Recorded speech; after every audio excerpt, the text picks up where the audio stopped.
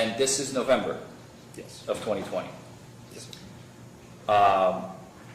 Even the booking photo that was passed around that the jurors got to see of Ms. Brock that evening, even she has a mask kind of hanging off her neck, Right. right? You were not wearing a mask that night. Correct.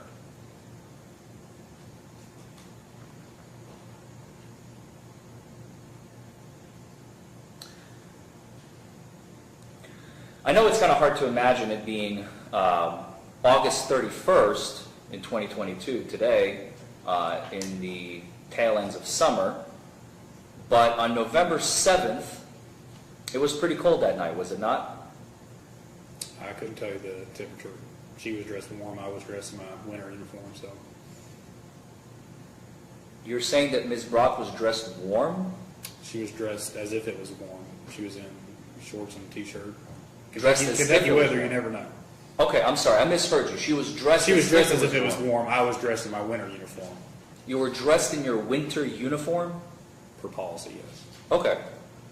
Is that why the long sleeves? Right.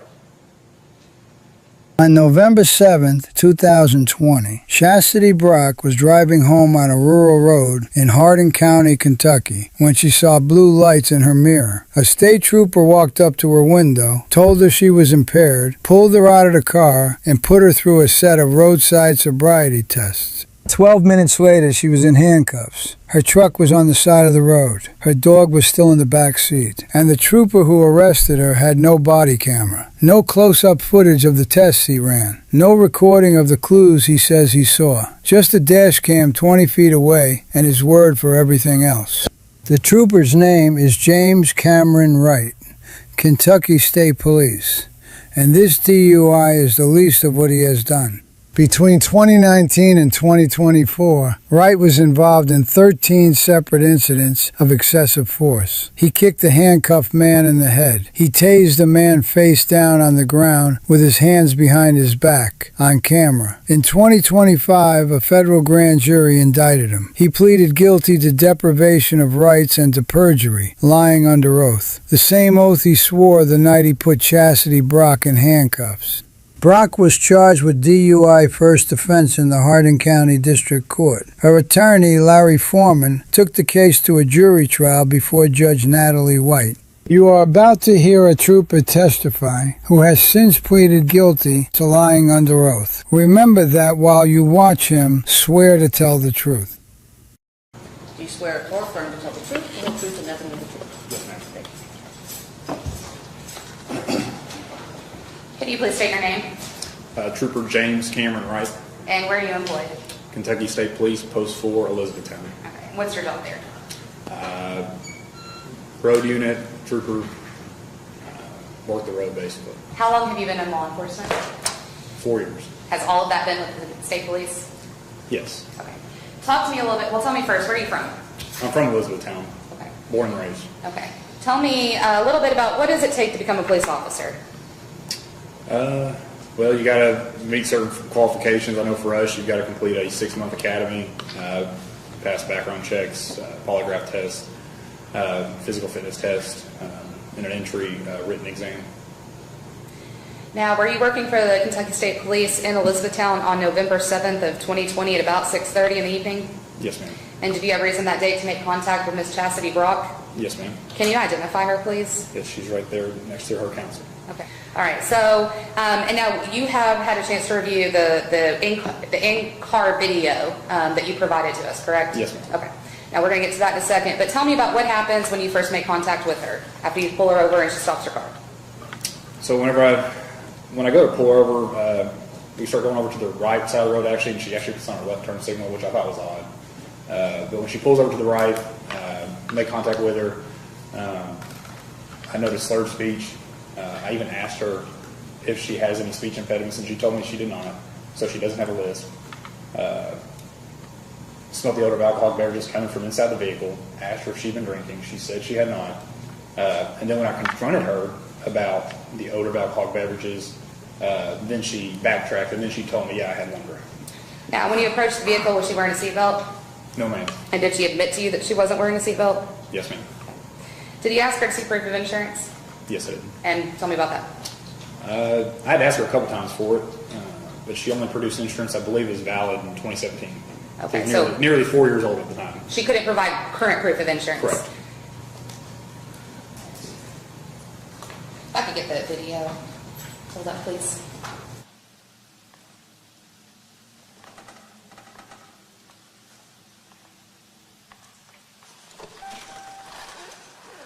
Be honest with me, okay, ma'am? Yes, sir. I'm going to ask you one more time. How much have you had to drink tonight? I had a drink on the way down here. Okay. Let me ask you another question. Yes, sir. Do you have any type of speech impediments, anything No, like that? no, Okay. sir, I don't. You're slurring the words very badly. Okay. Is it just one drink? Yes, sir. Okay. Judging off your slurred speech, you're... Okay. Well, nervous, you didn't know anything about me while you were driving, and you're driving forward. Okay. I was on the phone. I was talking to my friend, the duo thing. I'm sorry. Hey, you're also not wearing a seatbelt. You weren't Yes, wearing it. sir. You weren't wearing it when I came up. No, sir, I was not. Okay. Let me see your insurance, please. Okay. Is this the only insurance card in the vehicle? Yes, sir. Okay. It's nearly 4 years old. Well, 2017. I mean, I know it's insured. I mean, I don't know. okay, what can I do? Walk back to the front of my car. Yes, sir. Do you take medications? I do. What kind of medication do you take? I just take Wellbutrin. I take levothyroxine. I take, it's just for my thyroid. Okay. You have a pain medication? No, sir, I don't. Okay. You have a narcotic? No, sir, I don't. I want you to put your butt face in my car. Okay? Okay. You're going to put your feet together. Yes? Step over to your right. Just step right there, okay? You're going to place your feet together and keep your arms down to either side. Yes, sir. All right? Hold that position until I tell you to begin. Yes, sir. Okay? All you're going to do now is you're going to follow the tip of my finger using your eyes only. Yes, sir. Nothing else. Do you have any issues with your eyes? No, I don't.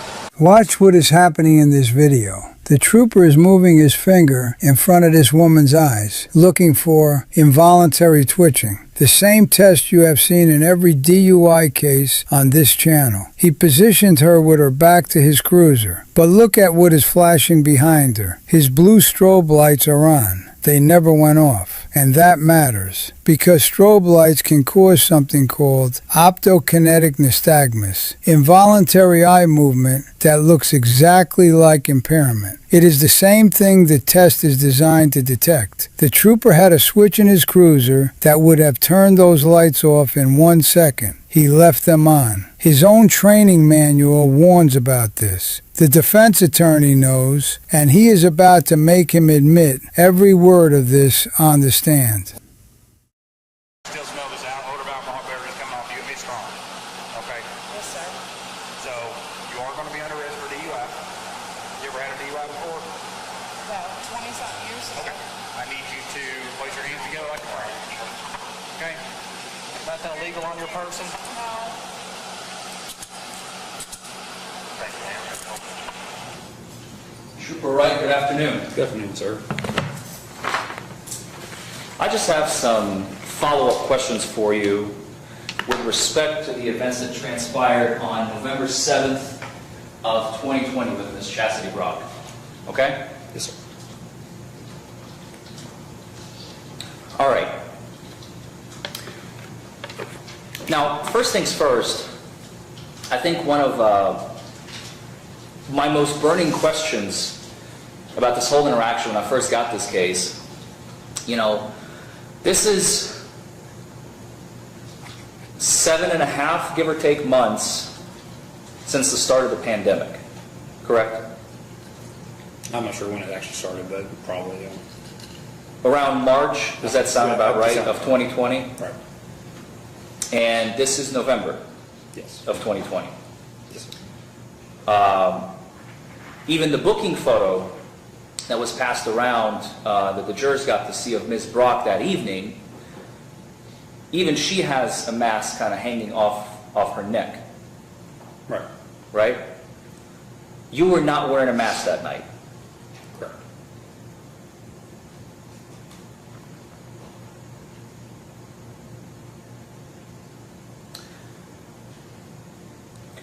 I know it's kind of hard to imagine it being August 31st in 2022 today, in the tail ends of summer. But on November 7th, it was pretty cold that night, was it not? I couldn't tell you the temperature. She was dressed warm. I was dressed in my winter uniform. So You're saying that Ms. Brock was dressed warm? she was dressed as if it was warm. She was in shorts and a t-shirt. Dressed as if Kentucky it was weather, you warm. never know. Okay, I'm sorry, I misheard you. She was dressed She was dressed as if it was warm. warm. I was dressed in my winter uniform. You were dressed in your winter uniform? Per policy, yes. Okay. Is that why the long sleeves? Right. Did you give her an opportunity to get a jacket or anything? No. November 7th. Cold enough for this trooper to put on his winter uniform. Long sleeves, full gear, and Chastity Brock is standing on the side of a dark rural road in shorts and a t-shirt, performing balance tests for a man who did not ask her one question. Are you cold? Do you need a jacket? There is one in the car. Do you want it? Nothing. He did not ask. He did not offer. He did not note the temperature in his report. These tests measure balance and coordination. Cold affects both. A person shivering on asphalt in November is not the same person in a warm room in daylight. But the trooper did not see a person. He saw a subject. He recorded every clue her body gave him, and never once asked if the cold was causing them. There was a lot of discussion during your direct examination about standardized field sobriety testing, right? Yes. And you talked about how important it is to follow the training promulgated by what we like to call in the profession NHTSA, but it actually stands for, it's the NHTSA, the National Highway Traffic and Safety Administration, right? Yes. There's a book, a very, very thick one of all the, you remember that book? I do, yes. You had to go through that book and then another book when you went through ARIDE, the Advanced Roadside Impairment Detection Enforcement, right? Correct. So you kind of revisit that training, right? Before you take ARIDE, you have to make sure that you know the standardized field sobriety testing back and forth, like the back of your hand, right? It's like a refresher, yeah. But they won't let you into ARIDE unless you can show your medal with the standardized field sobriety testing, would they? I think that's right, yeah. At the very beginning. Does that ring a bell? I think that rings a bell, yeah. It's like I said, it's been 3 or 4 years since I've taken the course, so. No, that's fair. I just want to clarify for the ladies and gentlemen of the jury. There's like an entry thing to it that you have to be at a certain standard, I would say, what they call it. Okay. And one of the things that the National Highway Traffic and Safety Administration manual promulgates, as they have it written down on how you are trained, certain individuals should not be administered standardized field sobriety testing. Is that correct? What do you mean by certain individuals? Like, People over the age of 65, for example, correct? I believe the manual says that the results are skewed a little bit if they're over 65. Doesn't mean you cannot put them through field sobriety, but they're not, I would say they're as reliable. So the results could be compromised, I believe is what the manual says. Does that ring a bell? I don't know the exact word, but I know that they're not as concrete, I would say, as if 20, 30-year-old person. Not as reliable, using a word that you've Yeah, said. that'd be. I believe the language in the manual, and please correct me if I'm wrong, I read it a while back. There's a section that says, if the standardized field sobriety tests are not performed in accordance with the standards in this manual, the results of the tests may be compromised. Does that ring a bell? If you're telling me that's what it says, then I'll take your word for it. I can't correct you because I don't know the exact Okay, language. all right, fair enough. But we both agree that it's, if not that language, the reliability is put into question of the results of the tests, That's of fair. course, right? That's fair. And one of this group of individuals that should not be administered these tests because the results may be compromised is anybody that is 50 or more pounds overweight. Do you remember that? I remember there is something in there about weight. Yeah. I just don't know the specifics on the.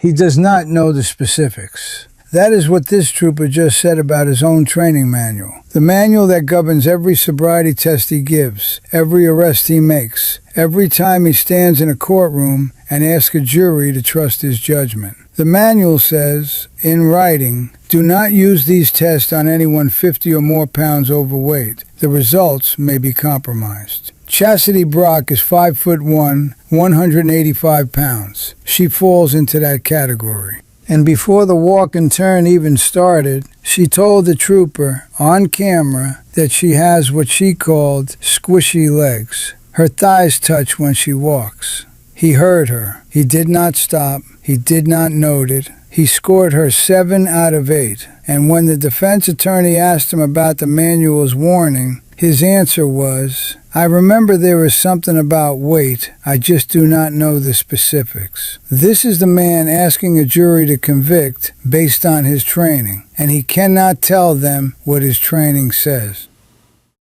How tall and how much did Ms. Brock weigh on November 7th, 2020, the night of her arrest? Do you remember? I'd have to look at the citation to look at her statistics on there. Would it refresh your recollection if I showed you a copy of the citation? More than likely. If I may approach, Your Honor? Yes, I have a much of a copy, but... that's fine. This is the 2-page copy of the citation of Ms. Brock on the night of her arrest, correct? Yes. This is the copy we received from the Commonwealth. It's not as polished as the Commonwealth's copy, since they kind of squished 2 pages together under one, the 2 pages of your citation. Can you find on there, I believe it's on the top right-hand side, her height and her weight? And could you tell us what that is to the jury? I'm just going off how I see it on here. It looks like it's 5'8", 155. That's right. 5'8", 155. Mine's more clear over there. And I apologize, my copy is just a little, there we go. This is much more legible. Thank you. 5'5", 185. Did you say 5'5", 5'5", 185? 185. Yes, sir. Okay, if I may approach, Your Honor? Yes. Does that refresh your recollection of that night? I mean, I don't really try to look too much into someone's weight, but if that's what it was, then that's what it was. I'm not asking if you tried to insult Ms. Brock or not. I'm simply asking you, did you follow procedure when you filled out the citation, you filled out the details of her height and weight, yes or no? The citation would either be correlating with what she's told me she weighs or what her driver's license would say. Okay, I'm not just making up a weight and putting it on there, if that makes sense. I would sure hope not. It's kind of awkward to ask, especially a woman about the weight. I understand, I don't and know. it's something we have to talk about Right. because the validity of these tests could be I compromised. understand that. I can't tell you how I came to 185. It was either her telling me it was 185 or off her driver's license telling me 185. I don't know. Do you remember before she began the walk and turn test, I couldn't make it out exactly, but she said something about her thighs touch as she walks. Do you remember that? Squishy legs? Squishy legs, yeah. I think that's what she said she had. Okay. She said that, and we heard that on video, I believe. I think she right? said it once or twice, yeah. Okay.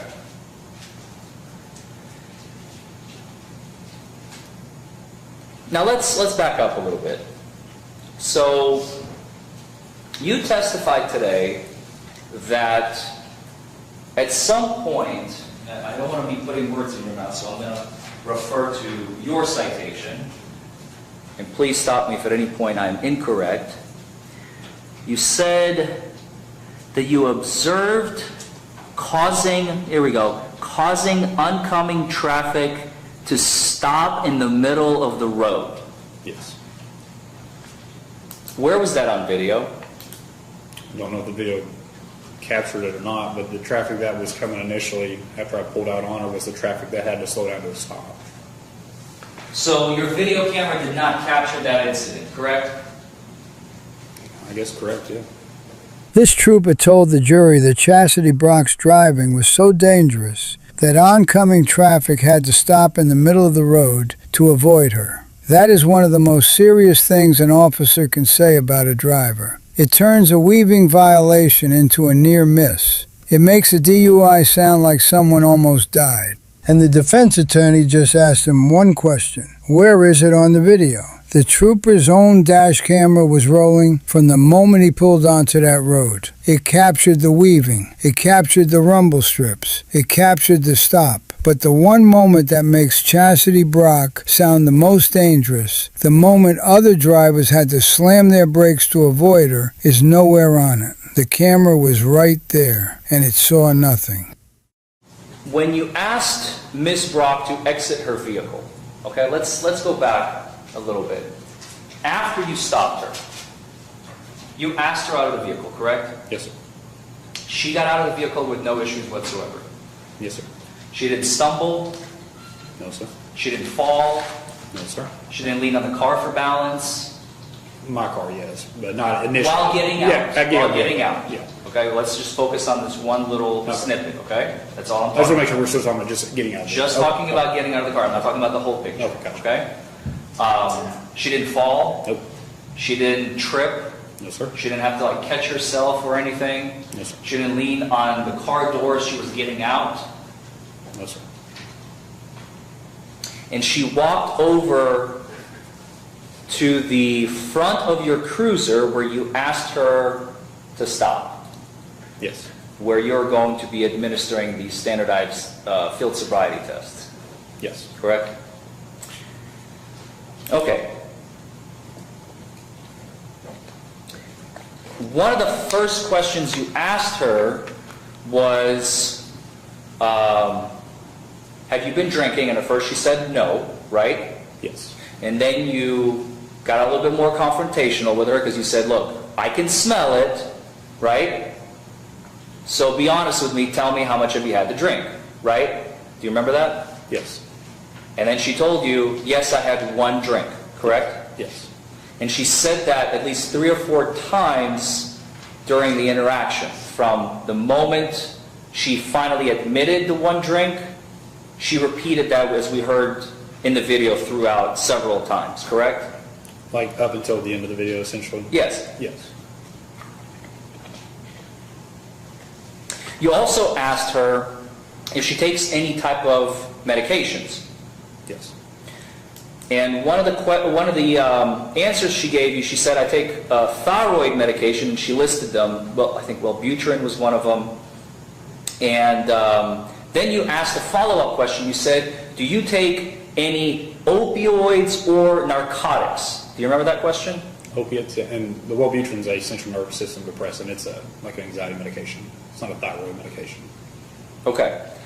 When you asked her if she takes any opioids or narcotics, she said no, correct? Correct.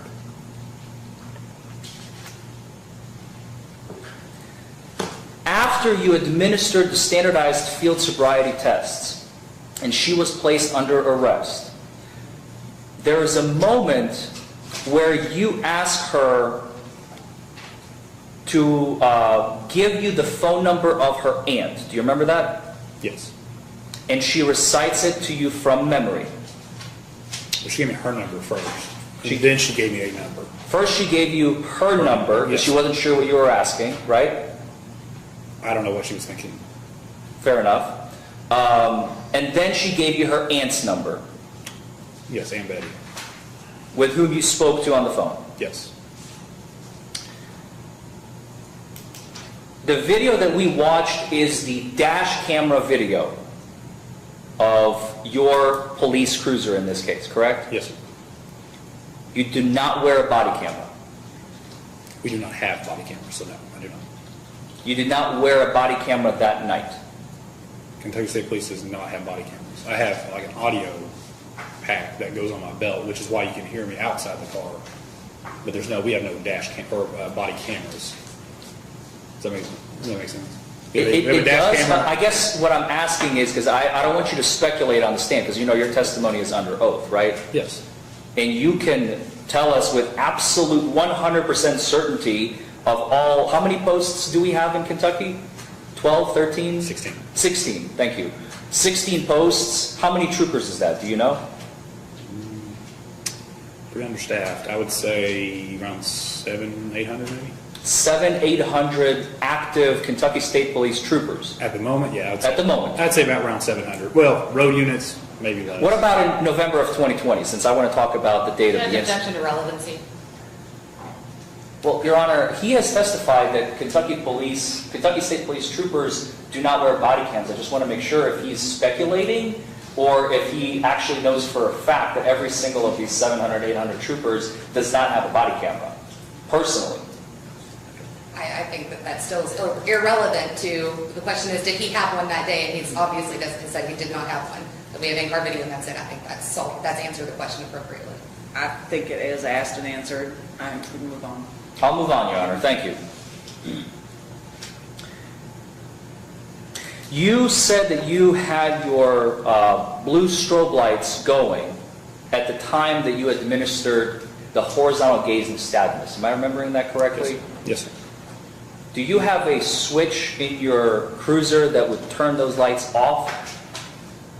Yes. There it is. The trooper just confirmed under oath that he had a switch to kill the strobe lights. One switch, 1 second, and the single biggest contamination risk to his eye test disappears. He did not flip it. He left those lights flashing behind the woman whose eyes he was testing for involuntary movement. His own training manual, the same manual he says he cannot remember the specifics of, warns that strobes cause the exact eye response this test is designed to detect. He knew the risk. He had the fix. He chose not to use it. 6 clues on that test, and the jury will never know how many of them came from alcohol and how many came from blue lights flashing in the dark.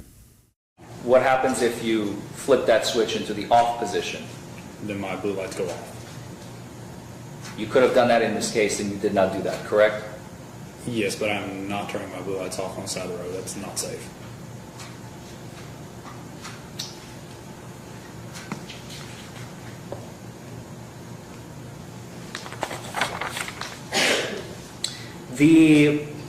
Let's talk about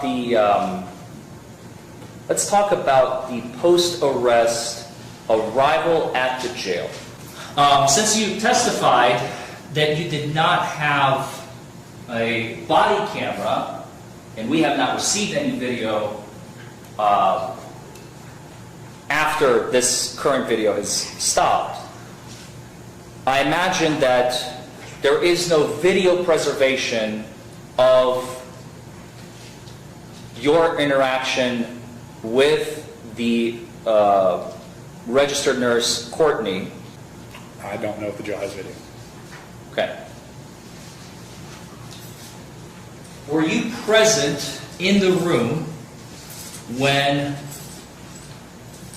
Ms.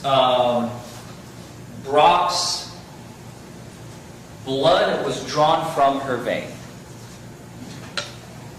With 100% certainty, I can't tell you if I was or not. I'm 99 times out of 100 I am.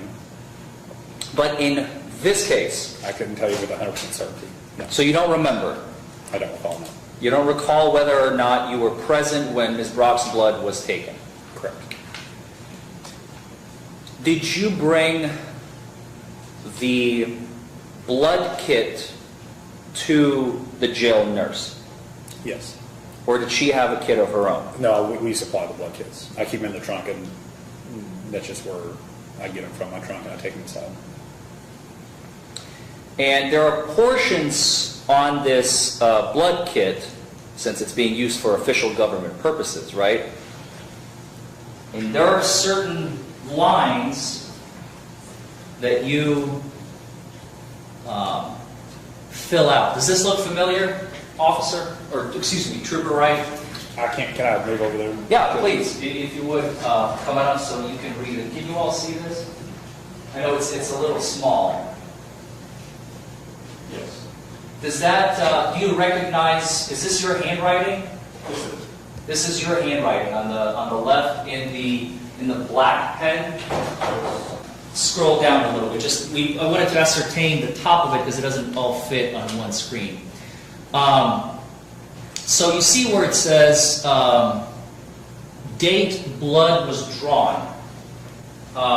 We have the date of the incident at the top, right, November 7th of 2020 at 6:33. The county is Hardin.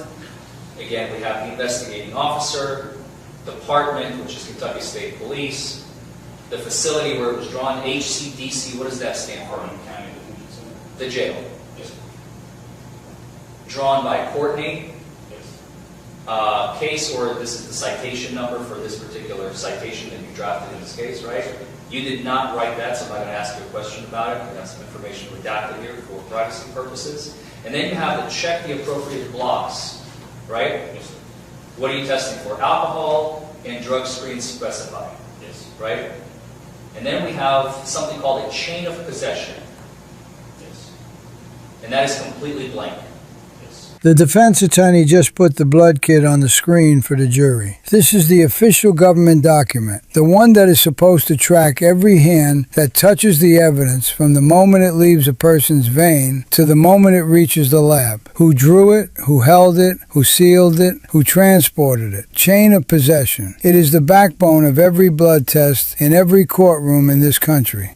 And on this form for this case, that section is completely blank.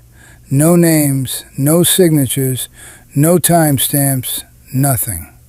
And the trooper who sealed the kit and dropped it in a mailbox just told this court he cannot say with 100% certainty whether he was even in the room when the blood was drawn. This is the evidence the Commonwealth is asking 12 people to convict on. A blood result with no chain of custody, taken by a nurse no one can confirm was supervised, sealed by a trooper who does not remember being there. Were you the one to put the vials back into the box, or was it Courtney? I seal it up and everything, yes. So you touch the vials as you put them into the box? No, the nurse usually lays them in the styrofoam container, and then I just put the lid on top and then seal it and then put it in the bag. Okay. I try not to touch the vials just because usually there's blood or some type of cleaning solution or something on there. Okay. After you seal it, is there special tape that goes over to make sure that the package doesn't open in transit? Yes, where I put JW 511, that seals on both sides and it keeps it from opening up. And then you drop it in the mailbox? Yes, sir. That's all the questions I have. Okay, thank you. Do you have any follow-up? Ms. Beard? No, Your Honor, not. No, Your Honor, not at this time. Okay, sir, you may step down, and we are going to take a break. Chastity Brock was charged with DUI based on sobriety tests that should not have been given to her. An eye test run under flashing lights the trooper could have turned off, and a blood draw with no chain of custody. She did it in shorts on a cold November night while the trooper wore his winter uniform. She got out of her car without stumbling. She recited her aunt's phone number from memory. And the most dangerous moment the trooper described, oncoming traffic stopping to avoid her, does not exist on his own camera. But here is what no one in that courtroom knew. Trooper James Cameron Wright was not just writing DUI citations on the side of the road. Between September 2019 and June 2024, a window that includes the night he arrested Chastity Brock, federal court documents reveal 13 separate incidents where he used excessive force. In March 2025, a federal grand jury indicted him, and he pleaded guilty to 2 counts of deprivation of rights under color of law and to 1 count of perjury. Perjury, lying under oath, the same oath he took every time he sat in a witness chair and told a jury what he saw. So the question this case leaves behind is not about one DUI on a dark road in Hardin County. It is this: how many times did this trooper raise his right hand and swear to tell the truth? How many juries took him at his word? And how many convictions are still standing tonight on the sworn testimony of a man who pleaded guilty to perjury in federal court? If there's a case or a courtroom exchange you want me to break down, drop it in the comments below. Thanks for watching, and if this is the kind of breakdown you're here for, like and subscribe so we can keep building a more informed audience.